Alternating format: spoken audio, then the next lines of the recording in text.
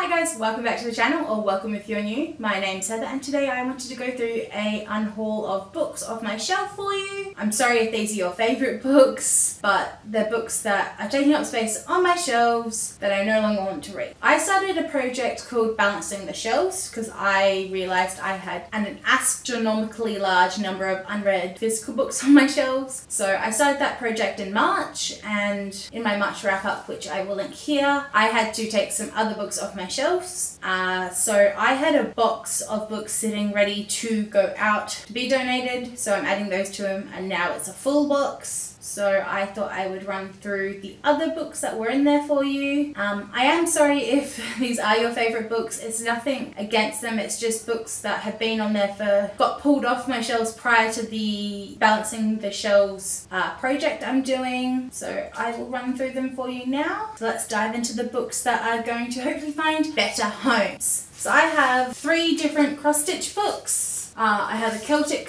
cross-stitch, the complete book cross-stitch, and a Oriental Odyssey cross-stitch book. I don't cross-stitch. I think this happened when my mum moved to a different state and I was just given them. I don't cross-stitch, so I don't need them. So they're going to go find a better home. Then other 2 non-fictions I have is The Wives of Henry VIII by Alison Weir. Henry VIII, I was obsessed with his wives, but I also had to read and use this as a additional reference. Hi baby! An additional reference during uni, and I don't need it anymore, so I'm going to put it out into the world for someone else that might find it more useful. And then I also have The Science and Practice of Humility, The Path to Ultimate Freedom by Jason Gregory. I think this came in a big box of books that someone just handed to me and such while they were going through their shelves with the "you read, so take these books." And I didn't want to be rude, so I said thank you and just took the box in. Does anyone else have this problem where people that just assume you read everything and just suggest books or offer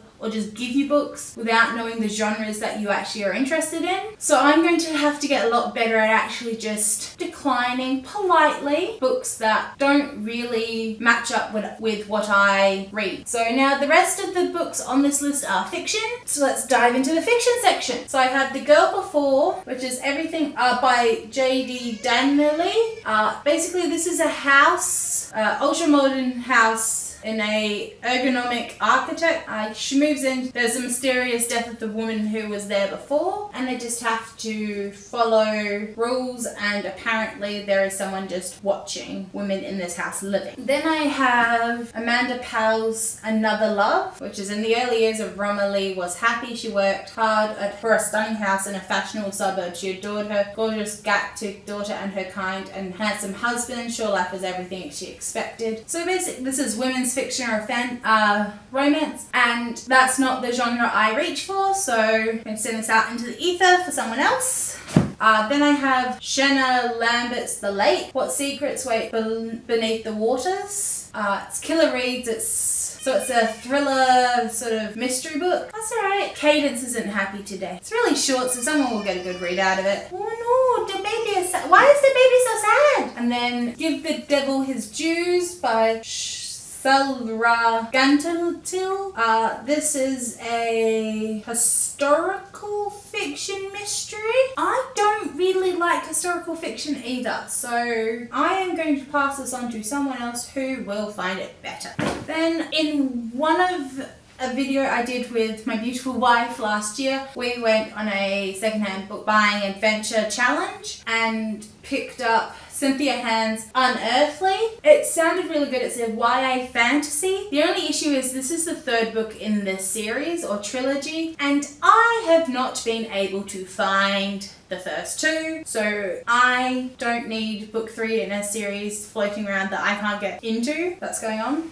Then we have Judd O'Connell's The Skin Palace, which is also book 3 in a series, and it's similar. I don't even know where to start looking for them, and it's a harrowing and exciting, decent, breathtaking netherworld, a spiral with the real. So it's a thriller, paranormal, not my jam, book 3 series. Then I have the first book in a series, but it's a science fiction, and I've heard the series goes downhill after book 1, so I don't know if I want to dive into a series that goes downhill. Similarly, let me know if you have the issue where people go, a series gets really good at book 3 or book 2. Are you willing to go through lesser books or poopier books to get to the good part of the series? Is it like, I don't think it's worth reading 2 or 3 books to get to the good point in the series and then continue on. But anyway, back to the unhaul side tangent.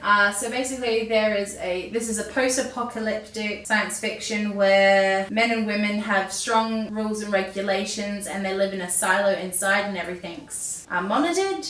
And I think they go out or someone comes in. I then have Kathy Late's The Boy Who Fell to Earth, which is a adult contemporary about a young boy called Merlin and his mother Lucy. And Merlin has autism. So I think people they found out we were having a child, they wanted to give me books that were light and quick to read in terms of motherhood as well, which seems like a really odd concept to me. And I've read the first couple of pages, read the blurb a bunch, and just haven't picked it up, so I think someone else might benefit from this. The last 2 books in this series, the last 2 books in this unhaul is A Journey to Distant Mountains by Jill Dobson, which is a young adult fantasy. I think this actually came off my beautiful wife's shelf, and she just popped it in my box. And then we have Swing by Calvin Alexander and Mary Radhast, and this is a young adult contemporary where